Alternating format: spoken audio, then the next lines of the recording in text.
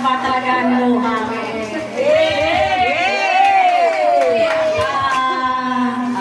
Hindi ko, sa totoo ang puso ko, tuwa-tuwa kasi kahit wala ako sa grade 3, hindi niyo ako nalimutan. Talagang magsusimin din ang grade 3 dapat ngayon. Ngayon, nung magkasama kami ni Ma'am San Miguel sa Bisita Iglesia, sinabihan niya ako, ay, paano kaya yun? May swimming din ang grade 2. Siyempre, nakakahiya din hindi sumama sa grade 2 kasi pamilya ko na rin sila. Ngayon, ayoko naman magsinungaling sa grade 2, kaya sabi ko kay Ma'am Rosa, hindi na ako nagdalawang isip na nakakahiya naman sa grade 3 kung hindi ako nilitaw. Sabi ko na kasi 34, nagpaliwanag kagad ako na 34 years kasi ako sa grade 3 para maunawaan nila ako. Para hindi nila sila nagtanto sa akin. At inaunawaan naman ako ngayon. Laging kawikaan sa akin ng grade 2 panghapon. Alam naman namin ang puso mo nasa grade 3. Kaya sinasabi sa akin na grade 2 yun. Sabi ko naman, nawain na ninyo ako kasi 34 years ako sa grade 3. Doon ako tumanda kung bakit nakakapon ako sa grade 2. Pero hindi ko kayo inaayawan. Naging big challenge mga sa akin ang grade 2 eh. Nung dumating ako sa grade 2, share ko lang, ang unang naging tanong ko sa aking sarili, paano matututo sa akin itong mga batang ito? Darating ang bumating sa akin, kasi galing pandemic eh, hindi marunong magsulat, hindi marunong magbasa. Nagtanong talaga ako kay Ma'am Gladys, kay Ma'am Marina, kung sino pa yung grade ko na pagtanungan, kung anong strategies ang kanilang ginamit para matuto yung batang magsulat at magbasa. Pakiwari ko sa sarili ko, gusto hindi yata matututo sa akin ang mga bata ito. Naging challenge sa akin ng unang taon sa grade 2. Kasi ang malaki ang diferensya ng grade 2 sa grade 3. Bagamat sabihin yung transition ang grade 3, pagdating sa inyo, kahit paano, nakaka-intindi na sila. Pagdating sa grade 2, di sila marunong magbasa, hindi sila marunong magsulat. Gumamit ako ng sarili kong strategies. Na-share ko lang kasi minahal ko na rin ang grade 2 kahit years ako. Sa bata, mas gusto kong turuan ang grade 2 sa samahan, sa pagmamahal, mahal ko ang grade 3. Totoo lang, mahal ko ang grade 3. Talagang iniyakan ko yun. Iniyakan ko yung pagkakalis na sa akin sa grade 2. Pero, meron akong mga minahal sa grade 2. Alam na si Ma'am Gladys, special mention talaga.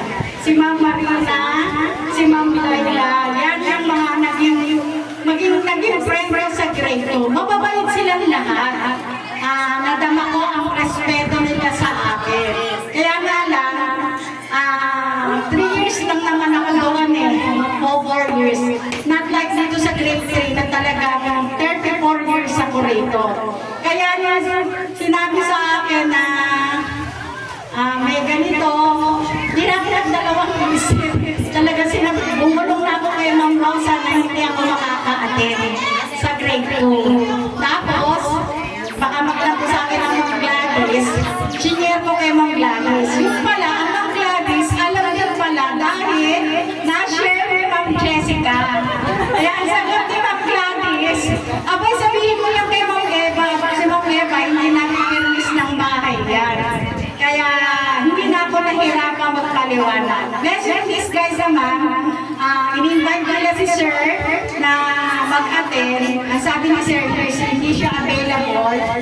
Gawin ninyong April 9 ang outing ninyo, darating ako. Ayan, sabi sa akin ng grade 2, wala ka ng dahilan, Ma'am Eva. April 9 na tayo mag-outing, makaka-attend ka na. Okay? So, maraming salamat sa grade 3. Patuloy niyo akong minahal na talaga naman na aminin na nasa puso ko talaga kayo. Ang may papayo ko sa grade 3, pagpatuloy ninyo yan. Ang kayo ay kilala sa bagong nayon na matino sa report. Ang dami kong feedback na naririnig na maayos ang report ng grade 3. Siyempre, naririnig niya sa master teacher na i-share yan. Pagpatuloy ninyo yan. Kung sino man ang leader, naging leader ninyo, yung pagsunod, yung respeto, ibigay ninyo.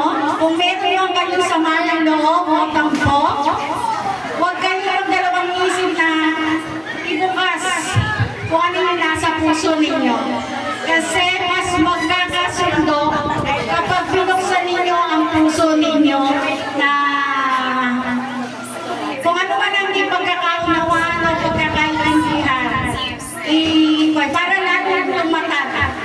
Kami ng San Miguel ay way back 1987. So maniwala kayo sa hindi, meron na kami napagtampuhan ni Ma'am San Miguel. Pero isang beses lang yun. Isa lang yun. Ngayon, akala ninyo, bihira kami mag-usap. Bihira kami magsama. Pero talagang lagdawan sa isa't isa. Si Ma'am Bernie Jimenez, talagang totoo yan. Matapang pero mabait siya talaga. Mabait talaga siya at talagang tumutulong. Kaya lang, ang style namin ni Ma'am San Miguel, ni Ma'am Belmonte, pag siya ay naramdaman namin galit at nagtatampo, hindi namin siya pinapansin. Kaya ko siyang magaling. Kasi kilala na namin siya eh. Kapag alam namin galit siya, mas lalo pa namin siyang nilapitan, lalo siyang kaalsa. Ngayon, reverse namin siya. Hindi namin siya pinapansin. Pero ang pagmamahal namin sa isa't isa, nandun na. Yung pagmamalasakit namin sa isa't isa, andun na rin. Kaya gano'n, ang mga bata, kayo, marami pa ngayong kakainin bigas. Matuwa kayo sa pagsasakses ng inyong kapwa. Kung may samsa kayo, at alam niyo na kung ano yung kanyang ugali, abutin niyo kung ano siya. Ganon ang tunay na kaibigan, ganon ang tunay na pagmamahalan sa isa't isa. Ulit, grade 3,